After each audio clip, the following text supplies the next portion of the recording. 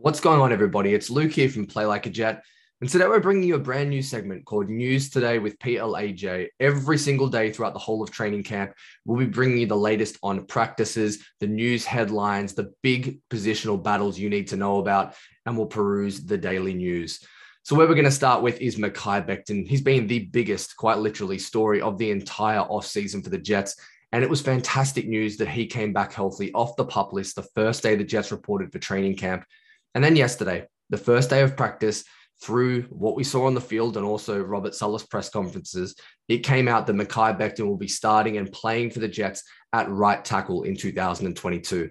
Obviously, Becton had played left tackle his rookie season, played at a very high level, same his last season at Louisville, but he will make the switch this year and stay next to Elijah Vera-Tucker, who's also flipped to the right-hand side of the line. In a one-year bubble and vacuum, I understand the decision. George Fant really struggled at right tackle throughout his tenure with the Jets. He was pretty bad week one against Carolina last year. And then he went over to left tackle and played at a really high level. And he was a top 10, top 12 left tackle in the NFL. Conversely, Mekhi Becton, he has that versatility in his pedigree. You look at his time at Louisville and he played on both sides of the line. Sometimes in the same game, he would be flip-flopping from left to right tackle. So I get it. And I understand that it might be the best five you can get, and you may get the highest level of performance out of the five offensive linemen that you want to start. Long term, I don't love the move for Becton. I think he's ultimately going to be the left tackle. I think he's quite clearly the most talented player on the Jets offensive line and quite possibly on their offensive roster. So I don't love making decisions based on what's best for George Fant and maybe his inability to play right tackle, rather than what's best for your key cornerstone piece in Mekhi Becton. Either way, look, the decision's been made. We have to live with it. It's definitely not a major issue, but Becton will be manning the right tackle spot for Gang Green in 2022. Another guy who kind of jumped off the page yesterday at training camp in the first practice session was another of the 2020 draft picks, and that was Denzel Mims. If you go back to that draft class, there was not a bigger proponent for the Denzel Mims pick than myself. I thought he was fantastic coming out of Baylor. He ran the 4.3. He could jump out of the gym. He had excellent athleticism. And then in his rookie season, I actually thought that he showed great glimpses of what he could be as a boundary receiver in the NFL. Contested catches against the Chiefs, against the Chargers, some of the over-the-middle work from even as a big slot against the Miami Dolphins, New England Patriots. And then last year, it just completely fell apart for Mims. He got the food poisoning early in the offseason. He lost a ton of weight. He fell out of favor with the coaching staff. I don't think they did him any favors either. But then when he finally got his opportunity, he dropped balls, he ran the wrong routes. They didn't like that he couldn't play all three receiving spots.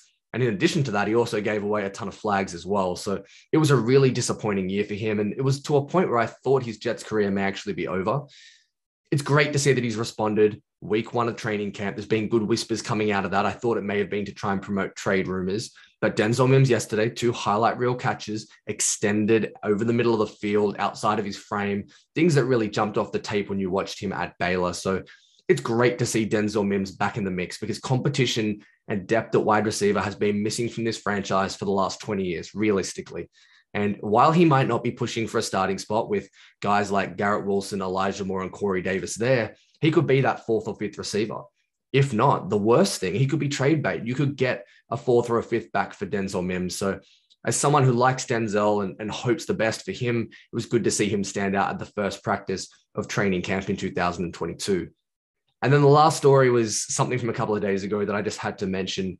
It was all good fun. Tyreek Hill went on Good Morning Football 2 days ago and talked about the reason that he went to the Miami Dolphins and why he chose them over the New York Jets, both of which put in offers that were accepted by the Kansas City Chiefs. And Tyreek Hill cited the quarterback position as the primary reason. And he said that even though Zach Wilson is a dog, he wanted to play with the most, and this is the kicker, the most accurate quarterback in the NFL. Look, Tua's not going to beat you deep. We know that. He does not have a strong arm. He's not going to win outside the numbers consistently. He's going to need to be an accurate quarterback, but he hasn't showed that he's a top 5 accurate quarterback in the NFL yet. So it just was another step in Tyreek Hill's political campaign for Tua Tagovailoa this offseason. He's done everything to pump up his tires. If you said to me right now, who am I taking, Tua or Zach Wilson? I'm going to take Zach Wilson, that ceiling every day of the week.